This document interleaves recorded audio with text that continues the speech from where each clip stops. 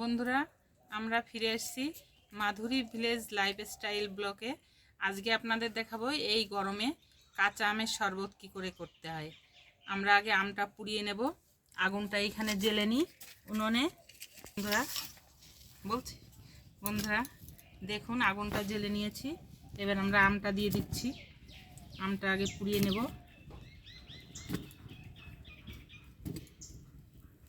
আমাদের আমটা পোড়া হচ্ছে। হ্যাঁ বন্ধুরা, আমাদের আমটা দেখুন পোড়া হয়ে গেছে। এখন আমরা আমটা তুলে নেব একটা চামচ দিয়ে। আগুনের মধ্যে তো চামচ দিয়ে তুলে নিই আমটা। দেখুন আমটা অনেকটা নরম হয়ে গেছে।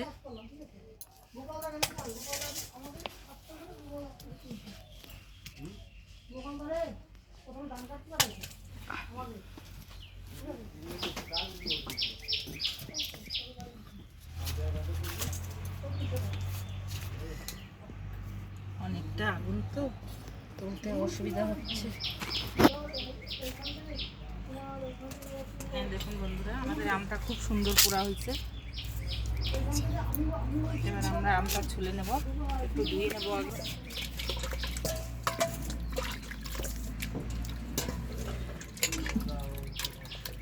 এবার খোসাটা ছাড়িয়ে নেব।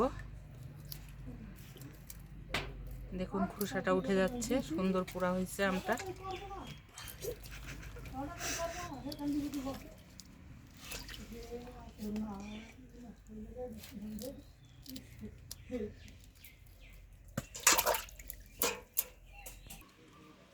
হ্যাঁ বন্ধুরা, দেখুন আমের খোসাটা খুব সুন্দর ছাড়িয়ে গেছে। এবার আমরা আম থেকে আমের কাপটা বের করে নেব। আমটা হ্যাঁ বন্ধুরা, দেখুন আমের আটি থেকে কাপটা সুন্দর করে ছাড়িয়ে নিয়েছি। এবার আমরা আটিটা ফেলে দেব। আটিটা আমরা নিচে রেখে দিচ্ছি।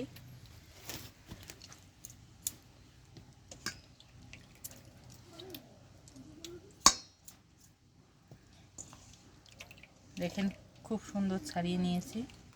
আমের কাপটা খুব সুন্দর ছাড়িয়ে গেছে। এবার আমরা চিনিটা একটু মিক্সারে নিয়ে নেব, গোলমরিচটা একটু মিক্সারে দেব। হ্যাঁ বন্ধুরা, এই গোলমরিচটা আগে মিক্সারে দিচ্ছি। এটা আমরা গুঁড়ো করে নেব মিক্সারে দিয়ে।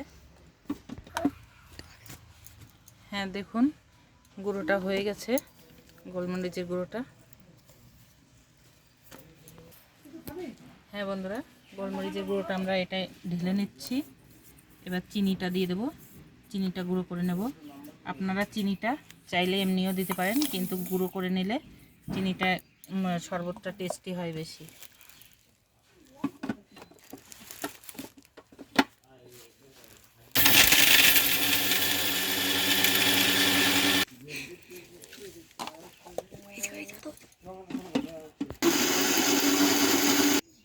হ্যাঁ বন্ধুরা, চিনিটা আমার হয়ে গেছে। দেখেন খুব সুন্দর গুঁড়ো হয়েছে চিনিটা। চিনিটা আমরা ঢেলে নিচ্ছি।